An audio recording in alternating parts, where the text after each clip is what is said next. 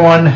Okay, so right out of the gate, tell me if I'm alone in saying this, but I'm about ready for a new One Piece opening. Like, don't get me wrong, I still love Paint, but at the same time, it does feel like we are starting to transition into that part of the story with the anime where a new opening would not only be a welcome change of pace, but just to kind of set the tone better for the climax of this arc. And granted, I also don't know how Toei will even do a new opening without flooding it with even more spoilers than Paint, but I'm ready for something different at this point. But at the same time, I don't know. Again, because pretty much because a new opening would mean we'd probably get even more spoilers than Paint. I don't know how likely a new opening even is. But yeah, I'm ready for a new opening, honestly.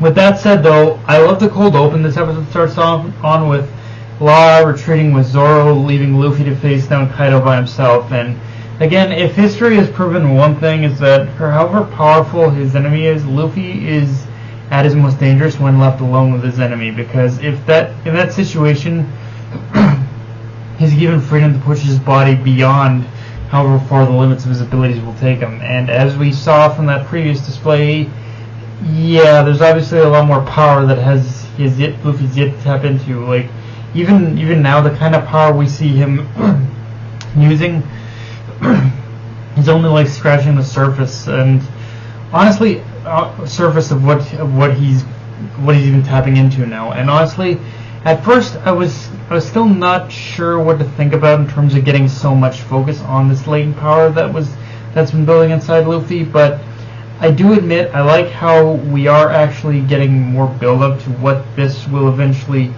mean for Luffy in terms of like what kind of power he's tapping into. The only problem I think I still have, though, is that it might make the reveal of what this power it actually is a little less emotional impactful, but as a whole, it is a welcome change addition compared to the manga by just getting that extra little bit of build-up of Luffy tapping into this power. And one clever little thing they also did that I like in this episode is that they showed Kaido's club being coated with the same aura, tricking the viewer into thinking what's going on with Luffy is tied to hockey, which in some ways it is, but it's a little bit more complicated than that too. Of course, after that, we cut to Usopp, Nami, and Tama running away from page 1. And I like how we do get a little scene of Tama breaking down, crying, afraid of what may become not only of Wano but everyone else as well. Like, and we get to see Usopp and Nami like having to reassure her that they will win. Like, it's a very small scene, but it's also a reminder that for however brave Tama is, ultimately, she's just a child. She ultimately is just a child. That's the one thing that's never going to change. She is a child, and she's still growing her own sense of like justice, her own like she's still growing, and she's still understanding the world around her. And yeah, I'm always a fan of the underdog Straw Hats. So anytime we get to see Usopp, Nami, or both of them just come in and wreck shop, I am all here for it. And like, even if ultimately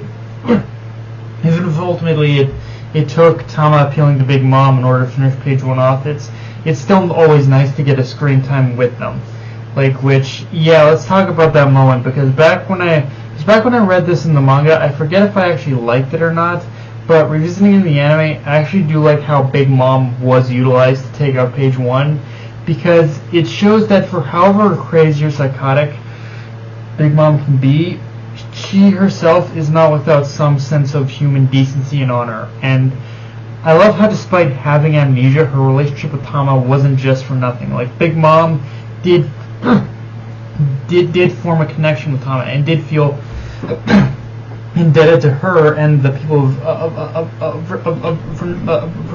of basically Okoboro town for giving her food. And it just all kind of circled back around to this moment where, even if it's just briefly, she did help the Straw Hats out because she loves Tama like she would her own family. And the people of Okoboro Town, including Tama and the people of Okoboro Town, were generally nice to her. And just to find out that the possibility that may not be able to repay that debt, it's gonna tick her off. Obviously, like I really do.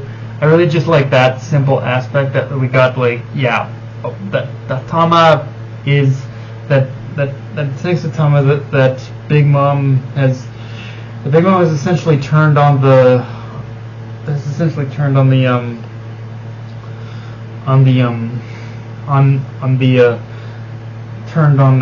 Kaido at this point. Although let's be real here, she's probably still going to. Realistically, she's not gonna completely align herself with the Strats or anything. This was just like a one-time deal, and she is going to. She is definitely going to go up against Kid. That much is definitely certain. Now, that aside, I do have to say, pacing was for the most part pretty good, but you can still tell there are areas where they wanted to stretch it out for the sake of ending it where they wanted it to. And yeah, it's one of those things where I've kind of learned to kind of just deal with the pacing as it is, but it was a little bit.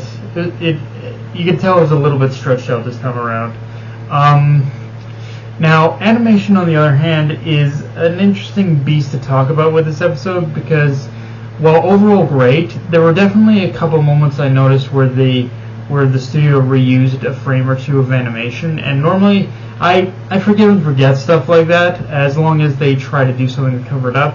But this episode they didn't even try to cover it up. They just showed it clear as day that what they were doing. Like, again, animation for the most part amazing, but amazing, especially in the beginning with Kaido versus Luffy, and the end with Big Mom knocking the fuck out of page 1. But like in between all that, there were noticeable repeated frames that I just couldn't like let go of.